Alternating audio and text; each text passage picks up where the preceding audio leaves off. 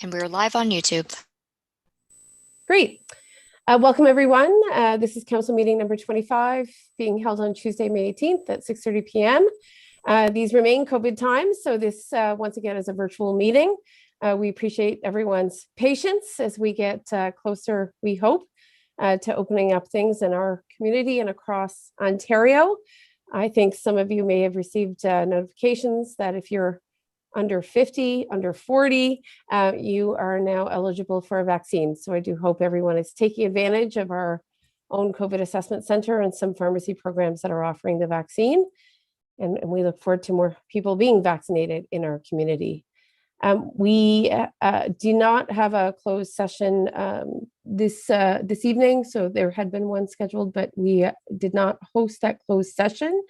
So we'll go to disclosures of interest in regards to the remaining items on the agenda this evening.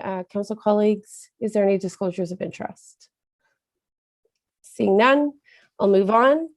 And before I go to items on the consent agenda, I have been given strict instructions once again to remind and highlight a few things. First of all is that this morning municipal staff raised the flag for Community Living Month. This is something that we've celebrated, I think, 3 times now as this council. And of course, we're extremely proud of the leadership and the presence of community living in North Grenville. It certainly goes a long way to creating a more inclusive community. North Grenville Community Living is one of our largest employers, actually. We've heard from a lot of residents who have availed or benefited of the service themselves or for a family member. So we want to wish all of the employees and families who are connected to Community Living North Grenville a very happy Community Living Month. And we thank staff this morning for raising the flag. It means a lot that we still get to recognize these efforts and these organizations in our community who are doing incredible work even in these pandemic times. On that note, it is also Public Works Week, and Councillor Barclay, you may want to say more about that later, but I know Jill Sturdy has sent out our annual appreciation to our Public Works team, which is formidable and works in all seasons and all conditions in a high growth community where the demands are very real. So thank you very much. And more will come in terms of Public Works Week. Additionally, tomorrow, speaking of Public Works, there is a County Road 43 meeting. It's being convened by the United Counties of Leeds and Grenville. Council colleagues will remember that we've had our own discussion about County Road 43. There is a public information session tomorrow evening. It's being hosted through the United Counties of Leeds and Grenville, but there will be a strong presence by council and staff. So we certainly encourage the community to come out for that evening meeting tomorrow, and you can register, I believe, through the clerk's office or through the counties. I'm not quite sure what the registration process is. Heather, do you remember? Oh, you're muted. Oh, Karen is there, so maybe Karen can tell us. Certainly, there is a link that is actually on our website as well as the county website, and for you to be able to register for the event. Okay, excellent. Also, bulky item and leaf and yard waste pickup. New dates on that. I'm being advised. Maybe I can ask Councillor Strachan or Councillor Barclay. Do you want to say anything about bulky item and leaf and yard waste pickup? Anything you want to add on that item? It's happening, and you can buy the tags online. Yeah. I think we are still deliberating. I think we've reached a decision not to delay the yard and leaf waste pickup as it's published in the calendar, but we have delayed the bulky item pickup by 2 weeks. That's right. So, but unfortunately, with the lockdown extended to June 2nd, residents won't be able to pick them up at the municipal center. And so I'd encourage everyone who's intending to put out yard and leaf waste or bulky item to go online and purchase the tickets so they can get to you by mail as soon as possible. Anything there you want to add, Karen, in terms of pickup? It is an item under the Public Works portion of Perfect. the agenda this evening, and we have two vendors which have agreed to sell the tickets or the tags. So I'll raise that later in my report. Excellent, thank you. And then finally, participation. As I think we're all aware now, certainly the Health, Wellness and Fitness Committee has launched an ambitious campaign to participate in the annual Canada-wide challenge for the most active community in the country. So please do your best to download that participation app, talk to friends and colleagues about it. And I know that we look forward to receiving members of the committee, I think on June 1st. So those are some reminders that I was asked to share. So thank you for your indulgence. And we will then go to our consent agenda. Colleagues, as you're aware, we're now in the habit of putting certain items on a consent agenda that we do not believe warrant additional consideration or comment. I think you've carefully reviewed that list. Is there any member that wishes to remove an item from the list? Seeing none, then I'll look for a mover and a seconder, please, for the adoption of the consent agenda. I've got Deputy Mayor and Councillor O'Sullivan. Okay, perfect. Thank you. Any comments or questions on the motion? Seeing none. Oh, Councillor Barkley, go ahead. Yeah, I just noticed that the spring seasonal collection update will be part of Director Dunlop's report later on. That's right. It's on the consent agenda, but it just rather than remove it, we'll go ahead and consent.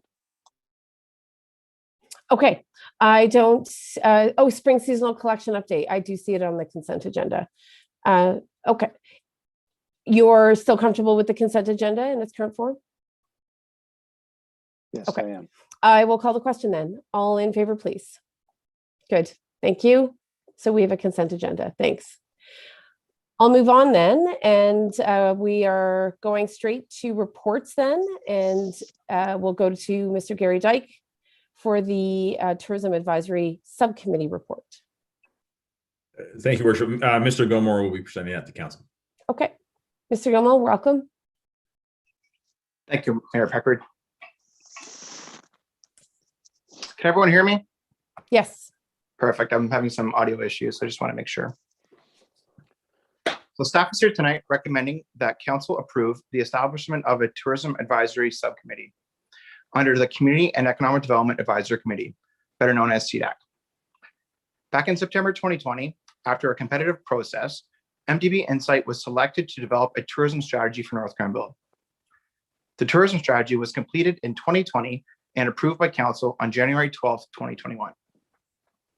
On March 2nd, 2021, staff presented recommendations from the tourism strategy, and Council directed staff to report back concerning the establishment of a tourism advisory committee. Staff is recommending that the Tourism Advisory Committee be established as a subcommittee of the Community and Economic Development Advisory Committee. The tourism sector plays an important role as a driving force for economic development. North Grenville's tourism sector is an essential contributor to the local economy. As part of CDAC, the Tourism Subcommittee will help create a climate which stimulates the development of tourism and promotes awareness of community-wide initiatives. As recommended in the tourism strategy, members of this subcommittee will be appointed by Council. The subcommittee will be made up of 5 to 7 tourism operators with direct involvement in serving visitors. The subcommittee will provide recommendations to Council on the implementation of North Grenville's tourism strategy. Once the subcommittee is approved by Council, the municipality will provide notice calling for applicants to act as members of the subcommittee. In advance of the first subcommittee meeting, the terms of reference will be established and approved by Council. That concludes my report, and I'd be happy to answer any questions if you have any. Oh, great. Thank you very much. Questions, colleagues, in regards to the establishment of the subcommittee? I believe this was part and parcel of what we were expecting to do with the launch of a tourism strategy. So great to see this come forward. Any questions, colleagues? Okay. I don't think we'll have trouble filling that advisory committee, Mr. Gilmore. No. And I understand that a tourism coordinator has now also been retained. Is that correct? That is correct. No official announcement at this point, but we're looking to announce that early next week. Excellent. Okay. So with that in mind, I'll then look to a mover and a seconder for the establishment of the tourism subcommittee, please. I've got Deputy Mayor and Councillor Strakian. Thank you. I don't see any want for discussion here. It seems logical, and we really look forward to formalizing, I think, the feedback and input loops when it comes to how we evolve and monitor our tourism efforts in the community. So a good news story all around. I'll call the question unless there's more to say. Seeing none, all in favor, raise your hands. Thank you. So Mr. Drumler, you have a tourism advisory committee. Thank you very Good much. luck. And we certainly eagerly wait news on the tourism coordinator once it's public. Thank you. I think we're now going to Mr. Brookman in regards to the BIA municipal tax rate, or it may be Femi. Sorry, I'm not sure who it is. It'll be me tonight, Madam Mayor. Hi. Hi. Thank you very much, Madam Mayor and Council, for this opportunity to present to you before today. There are two subject matters that the Finance Department is seeking your approval for tonight by way of enacting a bylaw. I'd like to touch on highlights regarding both subject matter. The first of which is the 2021 municipal tax rate. Council would recall that back in February 2021, when the budget was approved, Council instructed that the budget be prepared on a 0% increase of the municipal portion of the property tax rate. Now that Finance Department has received the 2021 rates from both the county and the school board, we're asking for approval to set the municipal tax rate to exactly what it was last year. So meaning a 0% increase from 2020 tax rates. Also, we came to council in March of this year asking for approval to collect the interim taxes, which was set at 50% of the annualized tax rates for the preceding year. The final tax rate allows the Finance Department to calculate property taxes on all properties in the various assessment classes, subtract the interim taxes collected in March, the balance of which is now shared between two due dates for June 30th and September 30th. The school board portions and county portions will then be remitted to the various entities before the due dates at the end of each quarter of the year. The other subject matter tonight concerns the Old Town Kempsville Business Improvement Area. The BIA set its rates for 2021 at $25,500. The Finance Department is seeking approval tonight to set the rate at 0.0020774739 on all commercial properties within the designated area. The Finance Department will then collect the said levy and remit to the BIA by the due date of September 30th, 2021. This concludes my report tonight. I'm happy to answer any questions. Colleagues, any questions? This is oh, go ahead, Councillor Barclay. Yes, thanks for that report. I notice in the attachment that follows the report, there are some notes. Wondered if you'd, for the sake of the people watching, the residents, if you could expand a little bit on those comparisons in attachment 1, comparison to 2020 rates. I note that even though there's a zero change in municipal tax, that in fact residential property tax went down slightly, Yes. but considerable change in commercial tax. So I'm wondering how that works.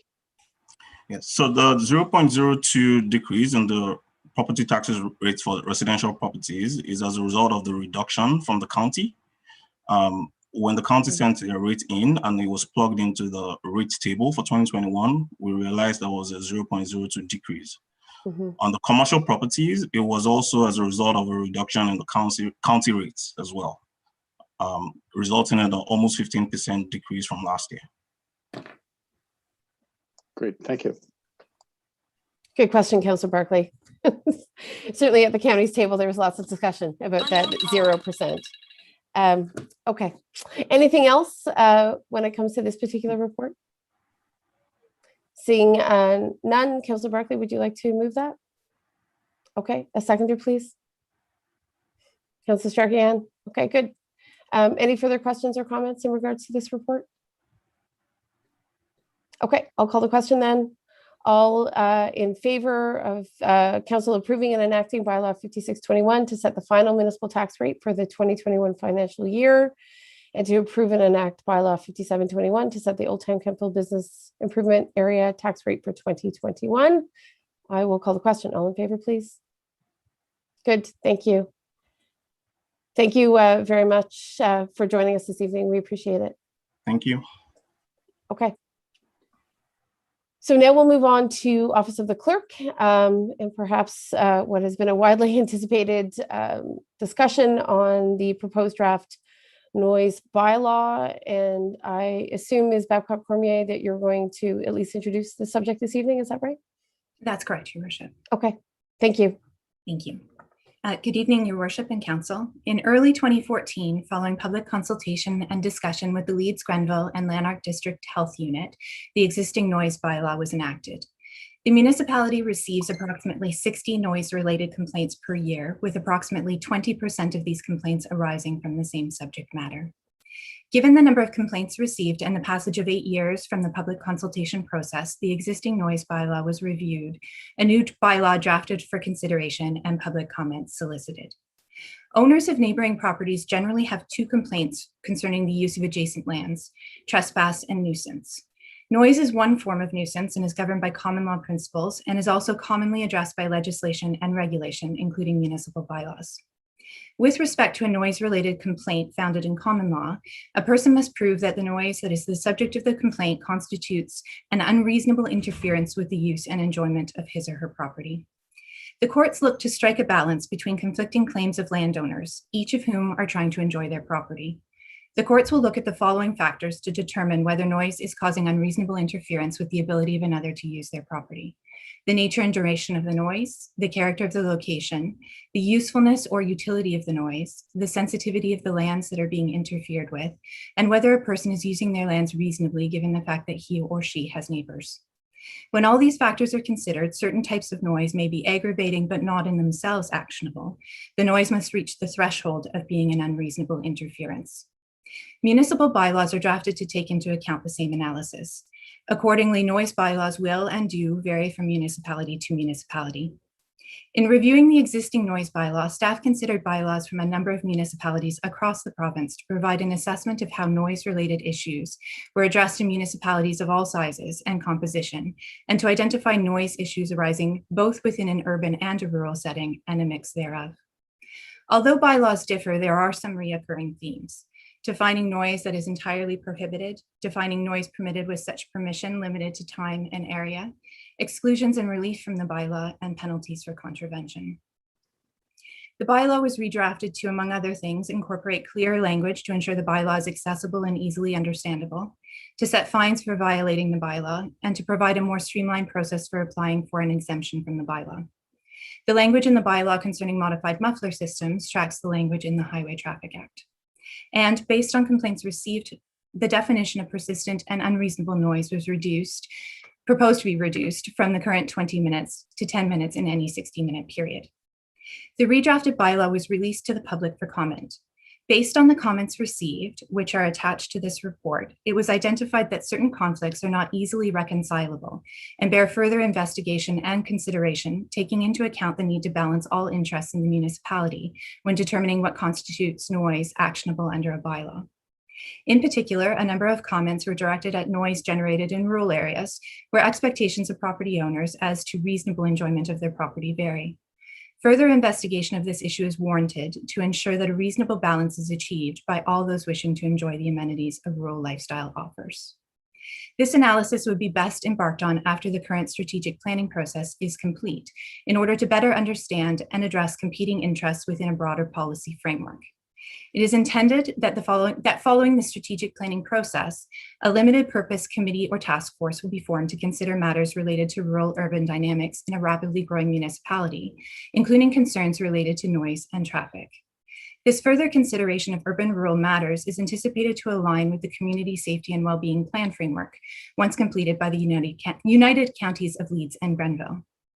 In the meantime, the existing bylaw references a community mediation process as a means of building relationships. To date, the municipality has not funded such a program. Other municipalities have instituted successful mediation referral programs to assist neighbors in resolving disputes. Staff will be reporting to council shortly concerning the possibility of establishing a similar program in North Grenville, with the goal of building on North Grenville's reputation of small town neighborliness and equipping people, where appropriate, to manage conflict. This process will be proceeding separate and apart from any considerations related to a noise bylaw and is intended to address other conflicts that may arise. Given the above, at this time, staff recommend that council defer consideration of amendments to the noise bylaw until such time as the municipality's strategic plan is complete. That concludes my report. Thank you, Ms. Babcock-Cormier. I know there may be a number of people here watching this evening or who have chosen to attend the meeting via Zoom. So I think, first of all, on behalf of council and the municipality, we want to thank so many people for seizing the opportunity to communicate, certainly with the municipality. It was always council's intention to have the municipality to consult residents and business leaders on the proposed recommendations in this iteration of the draft bylaw. And we were extremely pleased, in fact, to get so much feedback. I think Ms. Babcock-Cormier, you've aptly stated that there were some notable concerns raised about whether or not the proposed changes to the bylaw distorted a delicate balance between rural and urban, and rural and rural, and urban in our community. So I certainly can say on behalf of myself, before I go to council colleagues, that I think we're extremely pleased to defer consideration of this bylaw and perhaps, or the changes to this bylaw, proposed changes to this bylaw, and in fact, perhaps look at this from an entirely different lens after obviously the community strategic planning exercise, where we do hope to get a lot of different feedback when it comes to a variety of issues in our community, obviously well beyond noise, but noise may be one of the things that comes up. We appreciate the considerable staff time that went into this, and the close look at what other municipalities are doing. And I think this is a learning process, certainly for all of us. And I think a well-considered pause is wise at this time. And I think it's certainly something that we want to give more attention, consideration, and conversation towards. And that's why it's great to hear. And we've already given some thought to the establishment of a time-limited committee of residents that we could hear from. But I'll leave it there from now. I just want to thank everyone who's written in. Certainly council has had the benefit of reviewing many of the communications that were obviously shared with us. So we appreciate all those who took time to provide a perspective. I'll open it up to council colleagues now. I have Deputy Mayor. Thank you, Madam Mayor. I just want to reiterate too that thank you, staff, for putting this together for us and floating it out to the residents for feedback and whatnot. And I did read the feedback. I'm not sure if I read all 89 letters, but did read quite a few on a daily basis.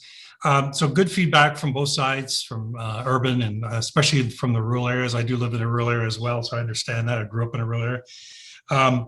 So my thinking on this is that first off, I believe that this type of bylaw is probably the most contentious type of bylaw that you could possibly write in a municipality. So it's a challenge, and to be fair for everyone. So it does take, or will take, considerable more time to make sure that we do this right. As the mayor touched on, that I would like to see, and I think others would like to see, a committee of residents get together, be appointed to report back to council on suggestions, ideas, comments, and whatnot from the public, so we get as much as we can. Possibly even further than that, if this is becomes a high priority after our strategic planning process, that maybe we need potentially some outside help, however that might look like as an expertise. I would be in favor of that, of course. Anyways, that's really my comments on this. I think we do need to look at a finer look, a closer look at what the rules can be. We've got, and I believe potentially this should be a split type of noise bylaw.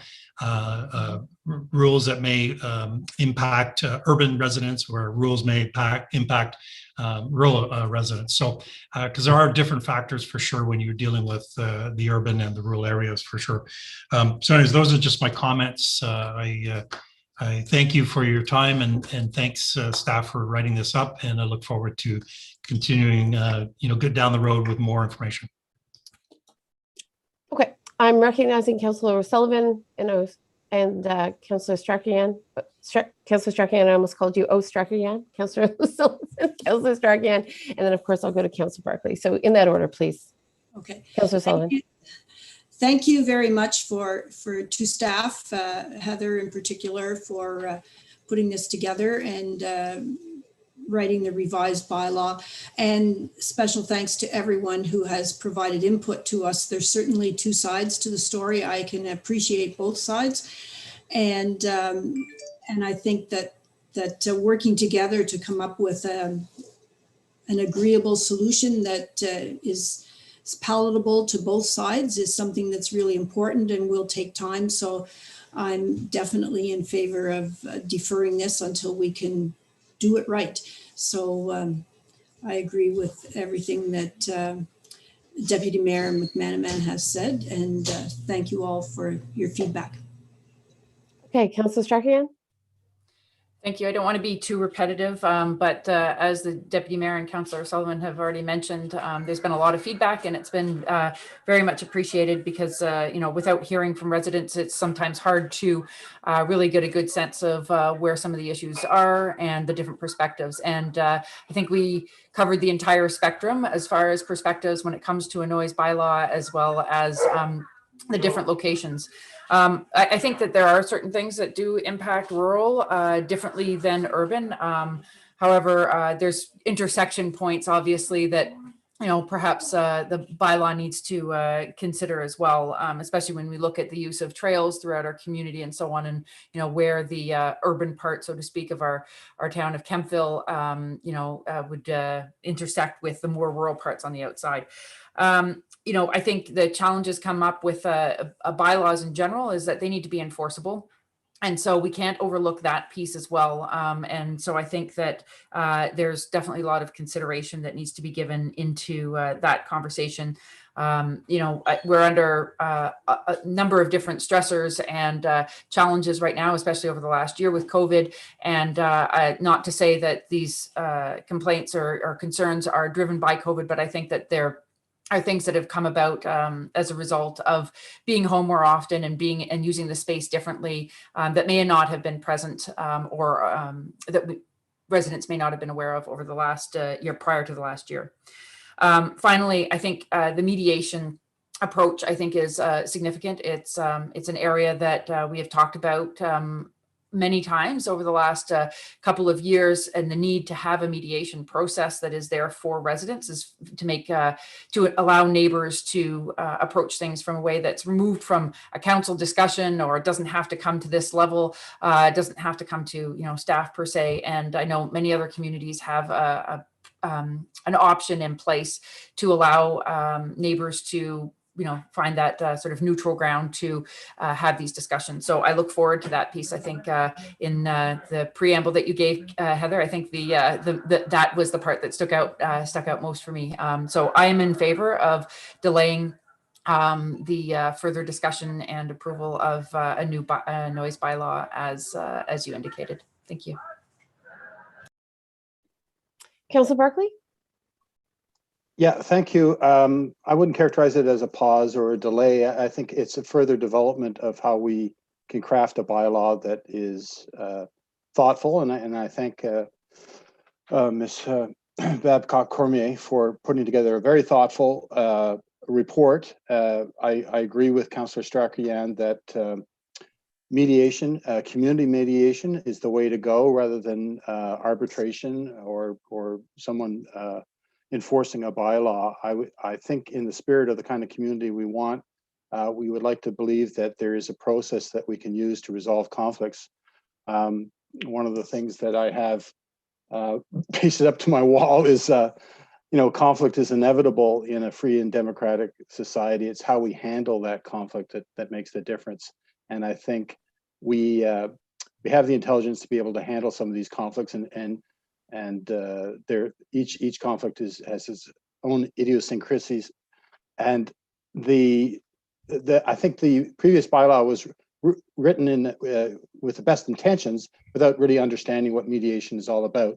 And it has to be a voluntary process, and it has to be conducted or facilitated by people who have some knowledge about a simple process to go through to reach a reasonable conclusion. So the most encouraging thing about this report is a nod towards looking at a third-party community mediation process. So I think it's a great report, and I have no hesitation in further exploring how we can resolve all kinds of conflicts within this community, not just noise nuisance complaints. Thank you. Thank you, colleagues. One of the things that occurred, I think, after the bylaw went out for consultation is a number of different organizations, groups contacted us, one being the 416 Auto Club, the vintage car community. And they were like, is it us? Are we the problem? So I think we want to dispel notions that any, one constituency was a problem, if you will, here. I think we're a new council. Certainly some things did come to our attention in regards to persistent and potentially corrosive noise and how we do need to manage those things. And can you always resolve a conflict? Not necessarily. So I think rural urban realities are such that sometimes it doesn't matter where you live, you may inevitably come up against certain phenomena for which a bylaw is required. So I think, we're definitely taking very, very seriously that there are concerns in the community, and that, the previous or the bylaw on the books now certainly warranted very, very close, I think, reflection. That being said, obviously, I think from this council's perspective and staff's perspective, it is prudent and wise to look at another way of going about this. And I think getting the feedback of a variety of different residents to directly, I think, inform a framework, maybe after we know what that mediation process looks like. I think we have to recognize that mediation is absolutely valuable, and I salute that effort, as council colleagues have said. But ultimately, as we know, sometimes bylaws are useful and they have a purpose. So just to say that, I think we fielded lots of different questions and inquiries about people worried about whether or not they were the problem, if you will. And that isn't the context in which I think the reconsideration of the bylaw was fully reviewed. I think many, many different things were at play, and we do look forward to another conversation, right, about how we may be able to strengthen our bylaws, but at the same time, ensure that mechanisms are there when we need them. I see Deputy Mayor. Thank you, Madam Mayor. I want to add one piece. We did the mediation piece, I think, is as other councillors have mentioned, and Ms. Badcock had also mentioned that. I think that's definitely important. It'll definitely work in many cases, maybe not so many, but I would just recommend that the media is on this call. There's residents potentially on this call for and against the bylaw in any way, and that's fine. But to look onto our website, you'll see the comments from the residents across North Grenville. There's 89 of them. You'll see pro, for, and against for various reasons. And I think it's important that residents read, if you're for a noise bylaw, read what your neighbors are saying that may be against it, and vice versa, to get an understanding and a good sense of the freedoms that we have, and but also to remember to respect your neighbors, and and to try to get along. But I think if you read those comments, as most of us have already read, you'll get a good sense of how the community is feeling. Yes, definitely. I think a refresher and a bit of an education for those who may not have been paying close attention to the noise bylaw efforts back in 13, 14. So lots of context and history here. And we look forward to, I think, moving the conversation ahead in the coming months and years. I expect this is a longer term project, not necessarily a short term one at this stage. I'll look for a mover and a seconder unless there are other questions for Ms. Babcock-Cormier. I don't mean to end the conversation. I'm just making sure I don't see any hands other than a mover. I'll move it. Doreen. Okay, thank you, Councillor Sullivan. A seconder, please. I see Councillor Strachian. Thank you. And the mover and seconder are moving the following: that council defer consideration of the proposed draft bylaw, noise bylaw, until after the municipality's strategic plan is complete. Councillor Sullivan, just on the language here, that council defer consideration, I think we want to say proposed, well, it doesn't probably matter, of the proposed draft noise bylaw until after the municipality's strategic plan is complete. I think the point of the motion is to say that I think we'd like to add additional considerations. So we're not just going to revisit the proposed bylaw in its current form, that will likely solicit other feedback, and maybe that can be built into the motion, Councillor Sullivan, so we make that explicit. Can I suggest that we say that council solicit additional feedback and defer consideration of changes to the noise bylaw until after the municipality's strategic plan is complete? I think that better reflects the spirit of our discussion. That's fine with me. Okay. How much time were was it public for feedback now, though? I don't want anyone to feel that they were asking for more because we didn't get enough, or indeed. What I mean? I think it's just a way of acknowledging the potential establishment of that committee of both rural and urban residents, right, who may take another look at the bylaw in its current form. Okay, because I mean, we got lots of feedback. And, we got lots of feedback. Yeah, and but I'm fine to wait till the strategic plan is done, and that's fine. Thank you. Okay. Okay, I will call the question then on the motion. All in favor, council colleagues? Good, thank you. And that passes. And of course, there is an opportunity for public comment towards the end of the meeting. So if anyone is here urgently wanting to comment, we'll go to you during that section near the end of the meeting. Thank you very much, council colleagues, and obviously to Ms. Babcock-Cormier for bringing that forward. Under planning and development, of course, the establishment of the itty bitty corn maze at the upcoming international plowing match scheduled for September 2022 was part of our consent agenda. But for anyone watching who wants to learn a little bit more about the corn maze at the IPM, feel free to read that report. And well, obviously, we're very excited to welcome the international plowing match in the fall of 22, crossing our fingers that all goes well on the COVID front. And certainly we know the committee is working very hard. The Grenville Plowing Association Committee is working very hard to bring that event together in partnership with the municipality, the United Counties, and the hundreds of volunteers that are required. So we'll go to Public Works, and we've got the additional curbside collection for diapers and incontinence products. So Ms. Dunlop, I think you're on deck for that, or is it someone else? I am here for the additional curbside collection. So the Public Works Department received about a dozen calls of inquiry and concern regarding a diaper or incontinence collection program with the initiation of the new waste management strategy, which rolled out February the 1st of 2021. The new strategy does not alter the Blue Box program and includes a weekly green bin program and push solid waste collection to every other week.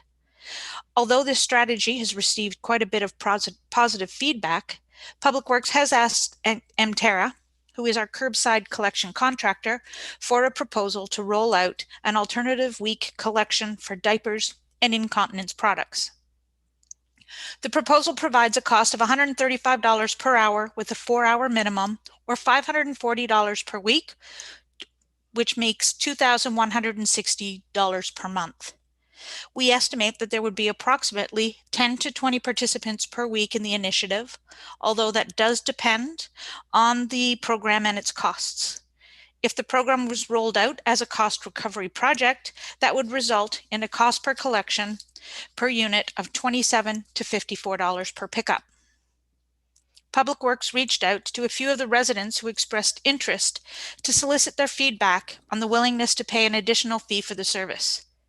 We received a few responses from $0, the program is expensive enough, up to $7 per week. One daycare provider indicated that she would have to pass these costs onto her children's parents and did not think that that was appropriate. I have received a couple other emails of support for the program, but no alteration in the willingness to pay for the service. Based on the number of inquiries and the cost, the department does not recommend moving forward at this time. And that completes my report. Thank you very much, Ms. Dunlop, for that. Certainly, I know certain members of our communities have flagged some concerns, some worries. Obviously, the numbers are such that it doesn't necessarily seem tenable at this time, but I'll go to Councillor Strachan. So thank you very much, Director Dunlop. I know that the program in Ottawa is done via cost recovery. I mean, I don't know if it's 100% cost recoverable, but there's certainly a charge that's applied to anyone wishing to participate in the program. I'm wondering if the 10 to 20, that seems very low to me. That seems extremely low. And notwithstanding the fact that there's a cost that may have to be passed along to daycares and so on. I think there's a possibility that you know, those numbers could change if it became more practical to actually use those, and that parents would you know, perhaps also understand. I don't know what their current setup is for managing that, and whether or not putting it curbside with bag tags, or I don't know if they send them home with children, I'm not sure. But in that case, you know, I think that it may not be as expensive overall, given the other factors that come in there. So I would, I mean, I would like to see a program go forward to be able to make it available to residents. I understand your recommendation. I guess that those numbers seem lower. The other question that I have is beyond incontinence and diapers is also menstrual products, which weren't mentioned in this. And I don't know if that is part of the collection that is done in Ottawa as well. If they include all of those products as part of the same collection. Obviously, this is a, you know, it's a personal choice whether or not you'd want to have things picked up for an additional cost and not you know, keep them back to just the biweekly pickup. So I guess my question is, if those products are considered, if they're included in the pickup options, and if there's any reason against going forward with a pilot program, practical reasons perhaps from a contractual perspective or something like that. So those are my comments and questions. Thank you. Okay, Ms. Dunlop, do you want to take those before I go to other colleagues? Certainly, Your Worship. So in regards to a program, the type of program would be a call-in or a registration-based. And yes, it could be a pilot program. We could run it for a month. Those options are absolutely before us. We do not have to commit to a long-term a contract at this time. The intent would be, should council wish to move forward with some sort of a pilot, would be it's a registration. A fee for service would be determined, and then we would see what the actual participation rate is. Again, you're right. It may be more, it may be less. We have an estimate of based on a number of calls, but Facebook did receive quite a few different versions of comment when we were discussing this specific product. So hopefully that addresses your concerns as we discuss further. Colleagues, other questions in regards to this? Deputy Mayor, sorry, I apologize. Councillor Barclay, go ahead. Sorry, I didn't see you. Just a comment. I think this is great the way we responded to a couple of resident inquiries, and subsequently we had 10 or 15 inquiries about this, and it was prompted by the fact that we are now into bi-monthly garbage pickup.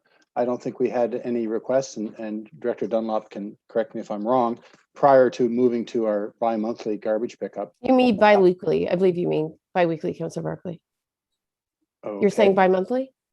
Yes, twice a month. Okay, twice a But month, anyways, indeed. I can say bi-weekly if you'd like. Go ahead. So yeah, it didn't appear on our radar, and certainly people are familiar with the Ottawa program who've moved here. But I think I'm leaning towards a pilot program. If we get some public information out there, I think we might find a better uptake. And of course, with more people participating, the cost user fee might decline to something a little bit more reasonable. But I wouldn't want to see it subsidized more than 50% from tax revenue. I think we need to enforce some sort of user fee to determine whether people really need this service or whether it's just a nice add-on for them. So I'm leaning towards a pilot program. How long that should be, it's for discussion. Okay. Director Dunlop, can you comment on the length of a pilot in terms of whether or not it could be 30 days, 60 days, and looking for any other input from council colleagues at this stage? Your worship, if the contractor is willing to work with us in regards to a pilot, so if it's 30, 60, 90 days, I'm at looking for council direction. Okay.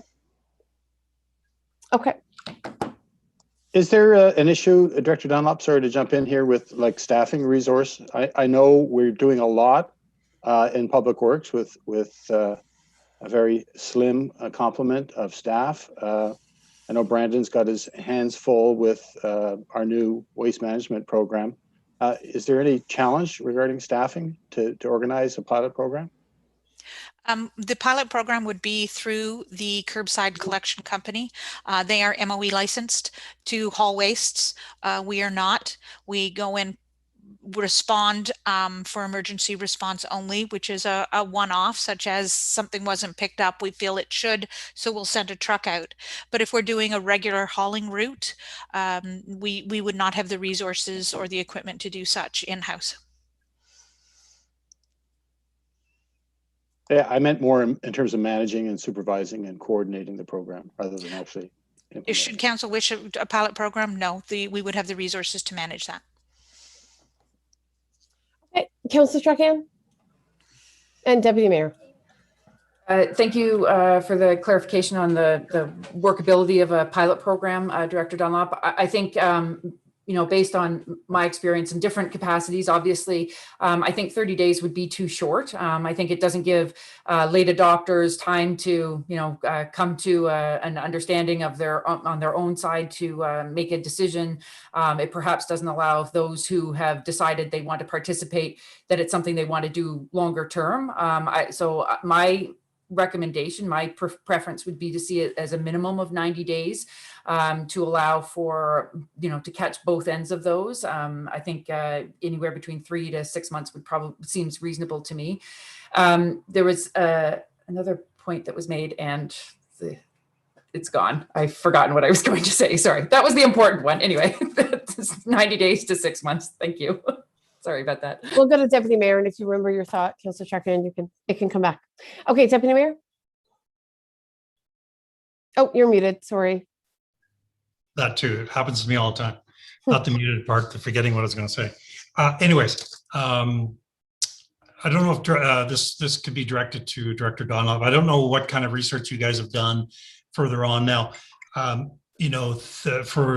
I think StatsCan will show you our population. It'll show you 0 to 4. Maybe they're not all using diapers, of course, at age 4 or 3, but they will give you a number. Right now, just doing rough numbers, when I was just Googling this, you're looking at about 5% of 4 and under for our population. So 17,000 people, that's about 850 children, not necessarily families, depending on how many young kids they have. But I think the number may be more significant than we think. The pilot project would probably indicate that. And I think the other piece is this would be, I'm assuming, an alternating week. So the week that they don't have garbage pickup, they would have a special pickup on that week. So we're not charging are worried about a cost every week. We're talking about a cost every other week, because it's going to alternate with the garbage pickup is my assumption. So I'm just throwing that out there. I'm in favor of a pilot, but I'm thinking it was going to be alternating weeks. And we may have more families than we know. And it's typical of today. You could announce it tomorrow, have a survey, do all that good stuff, and you'll never know for sure until we really get rolling how many people really want something like this. If I may, Your Worship, Deputy Mayor, your garbage pickup was Monday. Mine is next Tuesday. So in your neck of the woods, it would be next week that would see such a pickup. But in my neck of the woods, it would be this week. So that would be, we'd have alternate weeks, but it wouldn't be the same people each week. So should your household have diapers, you would put it out with your regular collection that you had this past Monday, but next Monday or next Wednesday, whichever day of the week it is, and that's all it would be, is 1 day per week, should we move forward with the pilot. So it would be every week. It wouldn't necessarily be the same numbers every week, and it would only be 1 day per week. Thank you for the clarification. Great. Okay, I see Councillor O'Sullivan, and then I'll go back to Councillor Strachian. Councillor O'Sullivan? Thank you. I just would like to clarify someone mentioned, I think it was Councillor Strachian mentioned daycare and passing on the cost to her clients. What about institutions, though? Hospitals like Bayfield, for example, are commercial properties and institutions different? Is a daycare a business? Do they still get garbage collection every 2 weeks and versus a hospital or the Bayfield Manor, for example? Dr. Dunlop? Thank you, Your Worship. Institutions such as schools, the hospital, Bayfield specific, do not participate in our solid waste collection program. Bayfield does participate in our Blue Box program and have requested to participate in our green bin, but typically the type of material, the amount of material is beyond the capacity of our collection. The businesses on Prescott Street typically participate in all our waste management programs because of the amount of waste with which they create. They tag waste just like you and I would place out at our home. They put out their blue boxes just like you and I do. The same with the green bin. Thank you. Thank you for clarifying that. Okay, Councillor Strachian, back to you, I think your second point. Oh, and you're muted. I unmute myself and I wrote it down so I wouldn't forget.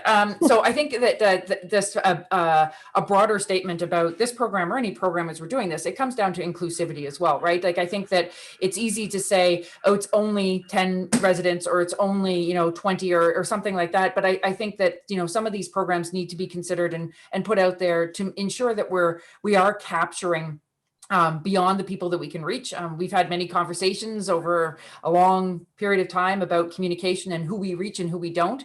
And so I think it's always going to be a challenge to truly know if we're hearing from everybody we need to on this. So I think it further positions us to say that a pilot program would allow us to really fully suss that out. So I think that that's a good way forward to test the waters. Thank you.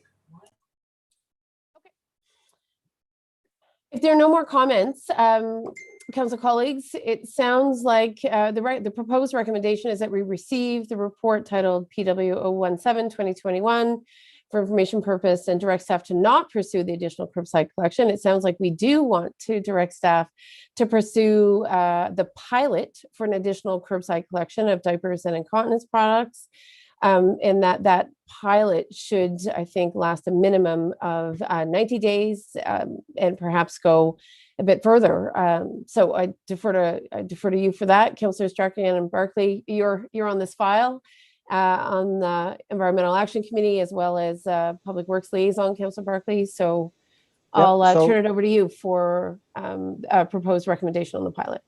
Yeah, I guess what I would do is move a friendly amendment. We haven't moved anything, so there's no friendly amendment required. Oh, okay. A motion has been proposed to us, but we have not tabled it. Right. So we are good to. Let me move a fresh motion then. Indeed. To receive the report titled PW 2021, additional curbside collection for diapers, menstrual products, incontinence products for information purposes, and to direct staff to pursue a 90 to 120 day pilot program for the curbside collection of diapers, menstrual products, and incontinence products. Full stop. I think we're saying additional curbside collection, right? So I think you can capture that, Ms. Babcock Cormier. Obviously, those things are collected now. It's the frequency with which they are collected. We've introduced menstrual products. Obviously, that's a bit of a wild card. I don't know what the standard practice is on that, Director Dunlop, and maybe it warrants pickup as part of this additional pilot program or not. I don't know if you have a comment on that. Are we writing something in there that makes sense? I do not have a comment on that specific product. Okay. So subject to the feasibility, of course, of the current contractor, I think is the caveat here. Okay. Councillor Sullivan, your hand is still up. Did you want to come back in? Okay. I do have a question. Just the cost of this, was it considered in the budget? Can we, you said 90 to 120 days. What is the approximate cost per month to do it as a pilot? And how can we fit that into the budget? Director Dunlop? Thank you. The cost at based on 4 hours per week was $2,160 per month. That is not within the Public Works budget as it is or as passed by council. So I would have to review that. If we are looking at 3 months to 5 months based on the draft proposed recommendation from council, that would be anywhere from a little over $6,000 to $10,000 within the Public Works budget. It is something that, based on the cost recovery method or charges that council hopefully will provide direction within their recommendation, I would report back at the end of the pilot. Okay, thank you for that. And was there, when you reached out to some of the people who had requested this, was there an appetite for user pay for the extra services? Can you just clarify that again for me, please? Certainly, through you, Your Worship. We did reach out to some of the residents, and there was a not interested in paying any more, want it to be a free pickup, up to a maximum of $7 per week was the responses that the Public Works Department received. Okay. Well, So, yeah. just sorry. So I have Deputy Mayor. I'll go to Councillor Barkley as the mover. I was just going to say, I think it might be wise to come back in 2 weeks with some numbers, Director Dunlop, based upon the duration of the pilot. But anyway, I'll go to Deputy Mayor, excuse me. Oh, sorry, Councillor Barkley, go. And then Deputy Mayor. I just maybe add to the motion that I put on the table on a cost recovery basis, not to exceed 50% of general taxation. I think I'd feel comfortable with that, but looks like Okay. the AO has something to say. Yeah, I'm chairing. Thank you. So I do see you, Mr. Dyke. Thank you. Mr. Dyke, go ahead, and then I'll go to Deputy Mayor and Councillor Strachan. Thanks. Thank you, Your Worship. I mean, from as long as it doesn't interrupt the timing perspective, I think that it may be prudent if staff takes a new direction back from council back and runs the preliminary numbers through Mr. Brookman and his team, as well as Ms. Dunlop. Great. And then we can report back at our next meeting of council as to what, get a more finite number. So then they can make a decision based on the actual estimated cost of pilot project. And then we can talk about how we would either accommodate within the budget or reconcile at the end of the year, whichever works out according to Mr. Brookman's advice. Okay. A quick question though, Mr. Dyke, this is all dependent on, or it's partly dependent on how many people use the program, and that's the function of the pilot, right? So I guess that's the one variable we can't really anticipate until it's out there. Your Worship, I think given from some of our colleague municipalities that run similar programs, similar size, if it happens, and then now we have a duration of the pilot project, we can actually put more of a scope on potential cost versus just we're going to run something for 120 days. Agreed. Yep. Thanks. Okay. Deputy Mayor and then Councillor Strachan. Yeah. Hello. The only comment I had extra comment was, what kind of feedback are we getting? We've been doing this garbage collection like this now for a couple of months, 2-3 months. what kind of feedback are we getting? I know we got some pushback early on when we announced this, and that was a lot about the diaper and the incontinent products. But I'm just wondering if that is tapered off, or people get used to the other every 2 weeks, or are we going to have maybe an influx of concerns or complaints once the super hot weather, which is starting tomorrow, kicks in the next few weeks? The summer is probably a good time to pilot it. Councillor Strahan?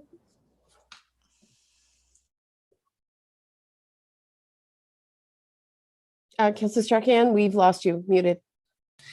The CAO has commented about the cost recovery, and I think that it would be interesting to see the numbers. I think that one thing that came to mind when this was mentioned is that a pilot may actually cost us a bit more in the upfront because we don't have the uptake and so on until it establishes itself. So it may be something we want to keep in mind as we look at those numbers as well, and what our tolerance is for using money outside of the existing budget lines, obviously. So thank you. Okay. Okay, we have a motion on the table. I do not believe we have a seconder yet. I'm sorry, I do see Councillor Sullivan. Sorry, just based on Deputy Mayor's comments regarding the warm weather, I'm wondering if it's possible, if after the pilot we do deem this is something we want to pursue, that during the cold weather months, that this could be something that we did not provide during the winter months. Just a thought.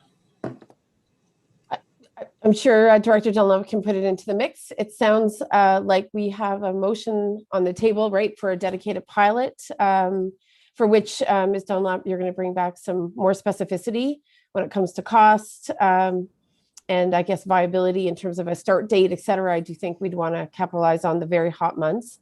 And Deputy Mayor, you spoke of young families, and I do wonder if there will be also strong interest from seniors in the community as well, who may embrace the opportunity for weekly garbage pickup. So we've got two, I think, major constituencies. They're the drivers of growth in our community, and it will be interesting to see where they land on this. We have a mover, Councillor Barclay. Is your motion standing as is? And again, you're muted. Yeah, sorry. I guess the second part of it is direct staff to pursue the additional curbside collection of diapers, menstrual and incontinence products. Direct them to pursue it, or no, to pursue a pilot. To pursue a pilot, but I'm fairly firm on this idea that it shouldn't, any kind of cost projection for a user fee should not exceed a 50% contribution from general taxation. I think if there is a desire for this and a need for this, that user pay is, at the very least 50%, if not more. So, that I added that to my motion, and I don't know how to best express it, but to pursue a pilot program in which general taxation does not contribute more than 50% to the cost. I think with that motion, just off the top, my concern is you need to let the pilot, right, get its legs, because I think it's all numbers based in terms of whether or not the program would cost 50% of general taxation, maybe radically less or a little bit more. I don't think it will be very dependent on how many people use it in the community. So I don't know if you make that stipulation, Councillor Barclay, you may confine the municipality from, in fact, not running the pilot if after 30 days, right, the uptake hasn't been sufficient enough. So I'm not sure you want to go down that path, but I see other hands. Sorry, I mean, I'm pretty firm on that. So I don't know the best way to do it. But yeah, that's what I'd like. Well, it's at this point, it's your motion. So we can certainly look for a seconder for the motion. I think you may unintentionally hobble the pilot. I'm not sure. I guess it depends on the overall cost, right? So the municipality will need time to consider what the overall cost is and how they're recuperating those costs. And I think to some degree that's dependent on how many people use the program, but maybe during the life of that pilot, that's your stipulation. But one, I think, would then expect a certain amount of uptake to make that proposition viable. But I'll go to Councillor Strahan and Deputy Mayor. So Thank you, Councillor Barkley. And I agree that, you know, down the road, I think we need to be vigilant over where the costs are coming from, what recovery is. I think the pilot needs to play out though, because otherwise it's a, you know, get in early or don't get in at all kind of approach. And I don't think we want to do that. And so I would say not including that would allow us to direct staff, in this case, Director Dunlop and her team, to investigate the feasibility from a timing and cost perspective and so on, to bring back that information to us. And then in 2 weeks' time, we'll be able to, 2 weeks, if that's enough time to do the investigation, Director Dunlop, and then we'd be able to, you know, then say, does this make sense at this time? But it seems to me that the numbers seem reasonable for a short-term pilot, and that, you know, if there is no uptake, then I suppose, you know, 4 or 5 months down the line, we would look at it and say, this doesn't make any sense because we're going to be sinking too much money into this, or there's been overwhelming support either way.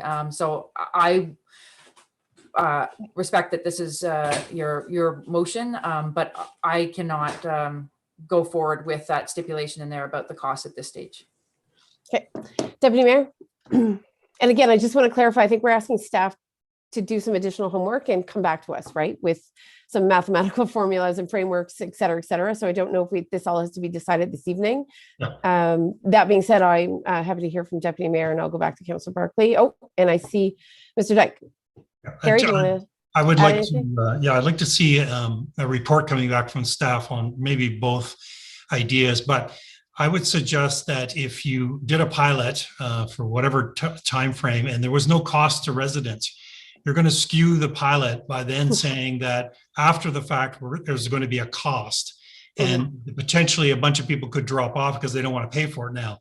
So I think if you're going to do a pilot and really do a real true research, you need to have all the variables stay the same. You can't change after, because it's just going to skew your original, you know, if it's free for 90 days, then now all of a sudden you've got to pay after 90 days. I suspect you're going to have a drop off. I mean, we've had enough complaints about bag tags and whatnot. So I think you're going to skew it. I'm not saying it has to be 50% or what the number, but I think there has to be if you're running a pilot, after the pilot, it has to be very similar cost wise. Yeah. Program may be modified, but the cost outlay to the residents and how they're thinking about the program has to be very similar. Otherwise, you know, if it's free, oh, I'll just do it. And then after, oh, it's going to cost, I'm not going to do it now. So that's just my thought on that. You know, if anybody has any other comments, but I think if the staff come back to us with a report on those type of variables, that would be suitable to me. Yeah, I think if there's a way of testing the waters in terms of a pre-registration at a fixed amount, that would feed the staff report. If there's some way that we can, you know, canvass the community a little bit broader than we have, which we certainly, other than it appearing on the agenda, I don't know who knows about the plans. We've just been responding to some inquiries from residents, but you know, if there was a chance to survey or pre-register, we might have a better idea of uptake. Okay, so I'm chairing, so I'm going to chair. Gary Dyke has asked to make a comment, and then I see Councillor Sullivan with her hand up. Again, I am concerned about belaboring the points. Let's do one last round after we hear from Mr. Dyke, and I think we can be confident that staff will come back with some permutations and possibilities when it comes to a pilot. Gary, go ahead. Oh, and you're muted too. Thank you, Your Worship. It's the night of muting. Yeah. The Deputy Mayor stole most of my thunder with his comments. And I was going to mention some of those as well. But I think it's what staff is looking for now. I think it will help council going forward and address, I think, some of the issues that Councillor Barkley brought up as well as Councillor Strachan, is that we've taken notice of the inputs provided by council tonight with respect to how they'd like to see a potential pilot work. We have our own numbers that we can work and find. We can find, and so we can actually start taking those inputs, try as best we can to put cost projections on them. But also we can, and given the last comments that Councillor Barkley made, I think we can also put together some logistics around how we would think the pilot would best be rolled out to be a true harbinger of what would be coming or what potentially could come within the system.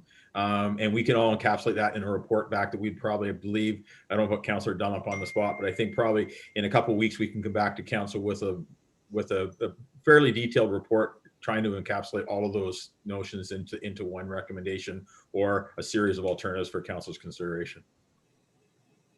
Okay, so I'll go to Councillor Barkley now. And then Councillor Strachan, you still have your hand up, so I'll recognize you. So Councillor Barkley, I apologize for putting Mr. Dyke ahead of you.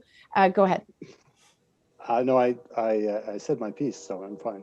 Oh, you are fine. Okay, great. Councillor Strachan? So I just wanted to make sure that I wasn't misunderstood when I was talking about the cost recovery piece. I do believe that no more than 50% from taxation should go to this program. I do think that that's a reasonable way forward. Numbers pending and all the report coming back and so on after the pilot. A pilot needs to be allowed to play out pre-registration and surveying. We know that we never get everybody that we need to by that approach. And I don't think that we need to discount people that are not early adopters.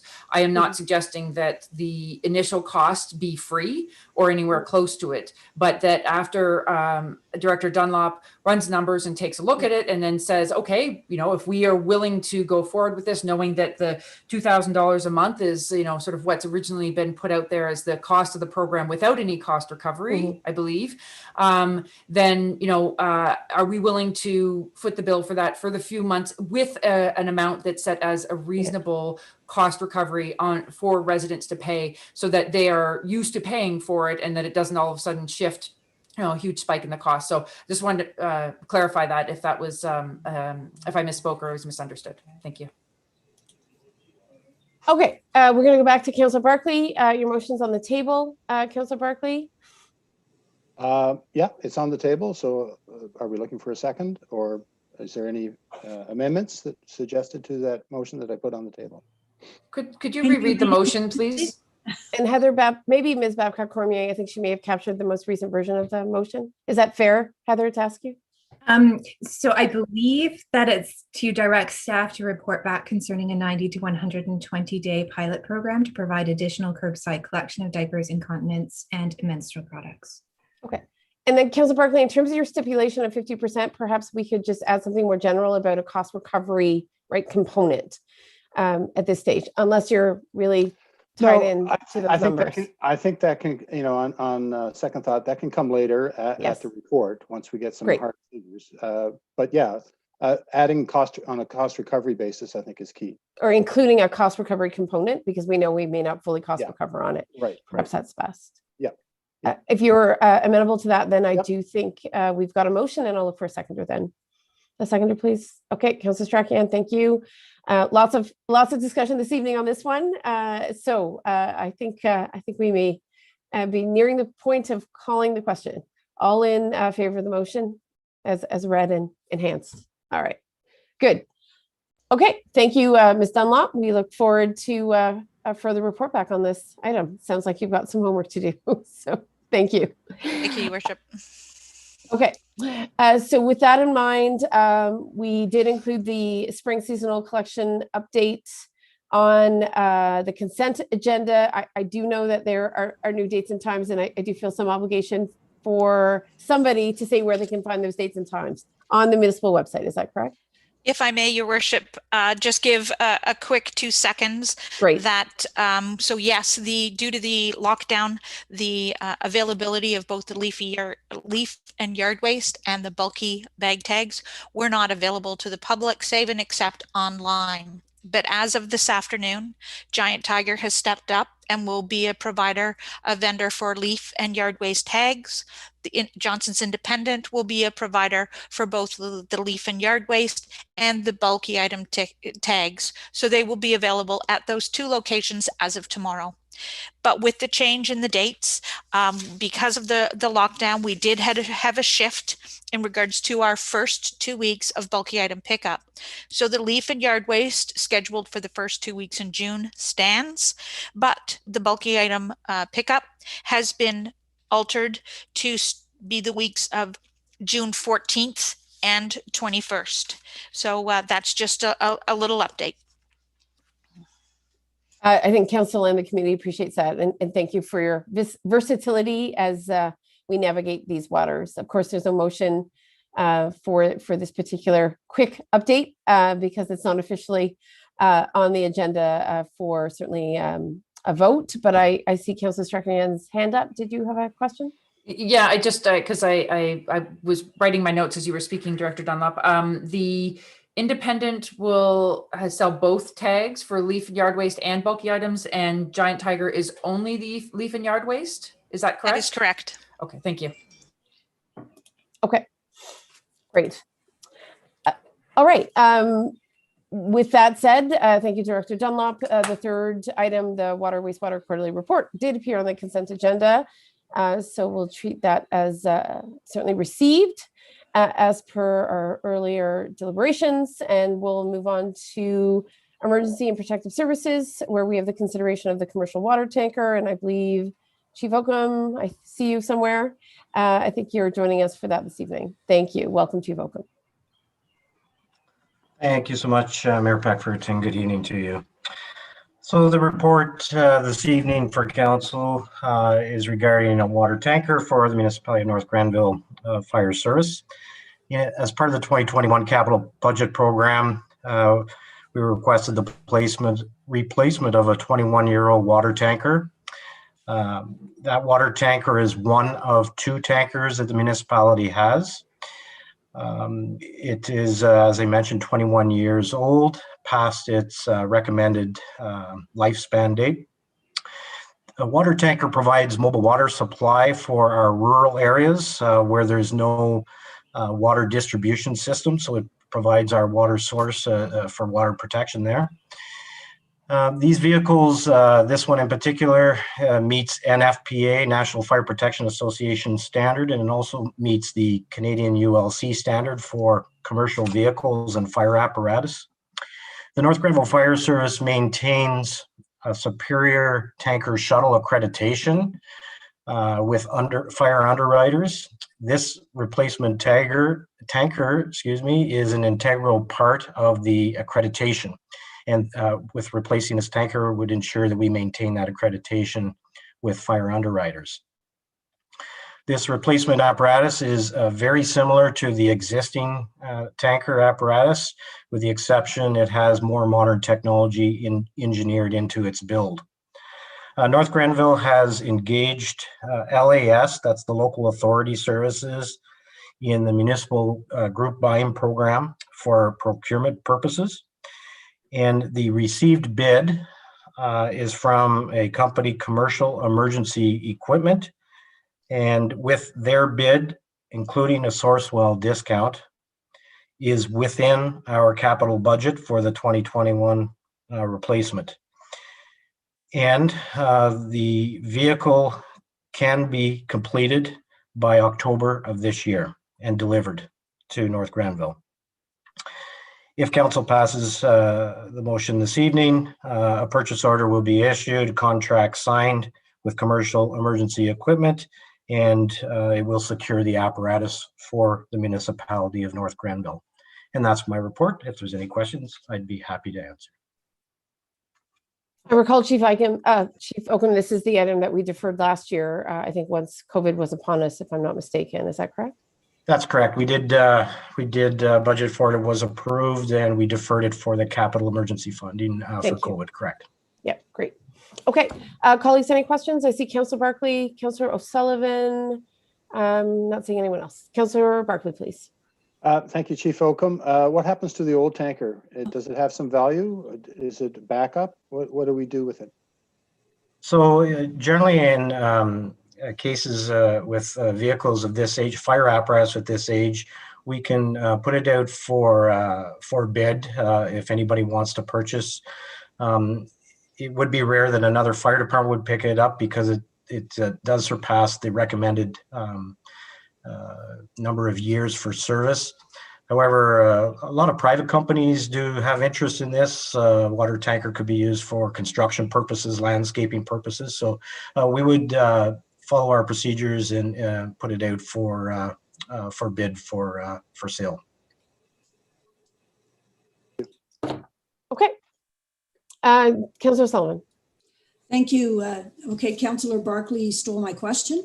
That's what I wanted to ask about the old tanker.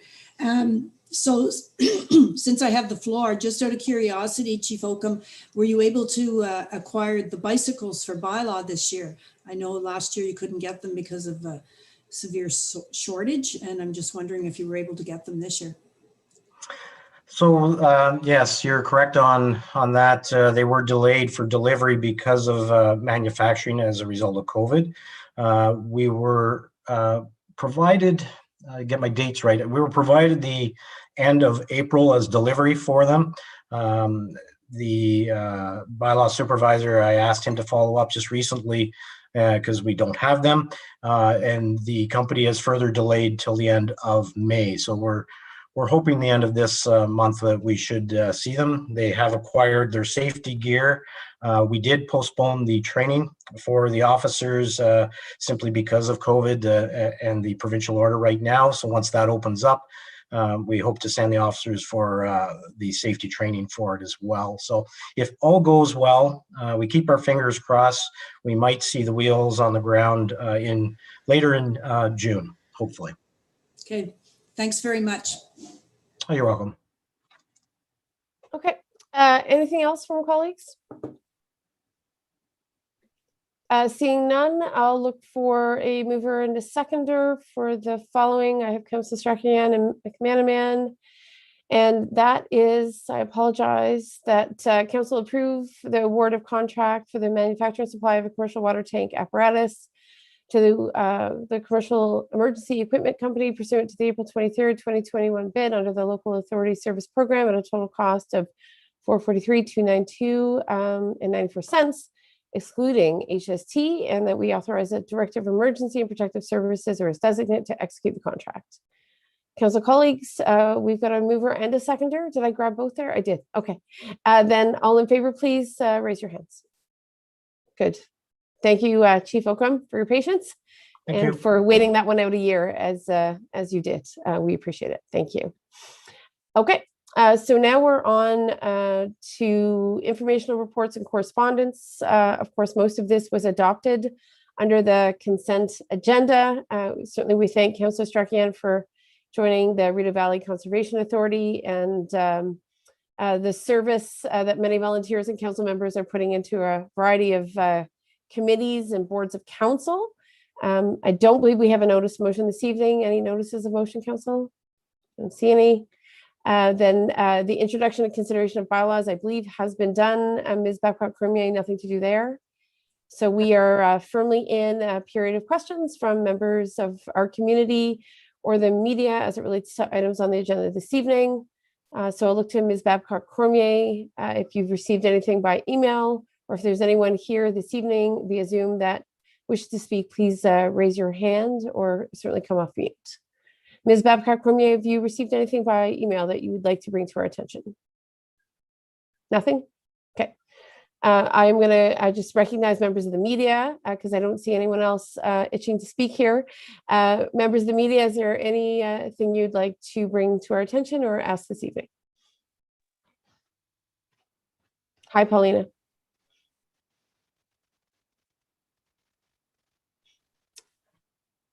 I believe Paulina's come off mute, but I don't think we can hear you, Paulina. No, we can't hear anything, so she's back on mute. And then last call to other members participating this evening. Is anyone wishing to speak as a member of the community?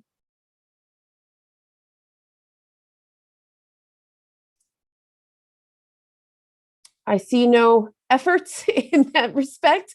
Heather, I think you can confirm that no one's coming off mute at this time. Is that right? I'm not seeing anyone coming off of mute. I'm not seeing any raised hands, and Paulina has confirmed that she has no questions. Okay. Okay, so certainly anyone here who's joining as a member of our community, we've certainly offered an opportunity to speak. We totally understand and appreciate that you may have just come to listen and hear where council was at. So thank you for joining this evening. But I'll move on now from this section of the agenda, seeing that no one wants to come forward, and we'll go to close of the meeting then.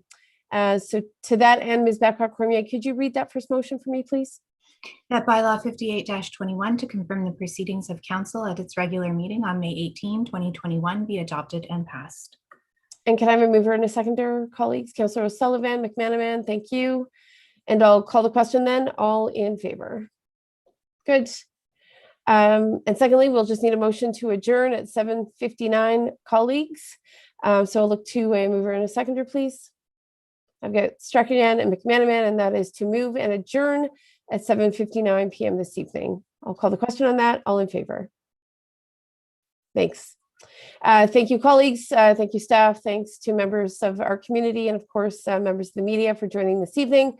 You're certainly welcome to follow up with any of us directly, collectively, individually, whatever works for you. I appreciate your time and attention this evening. Stay safe and download that participation app. Thank you.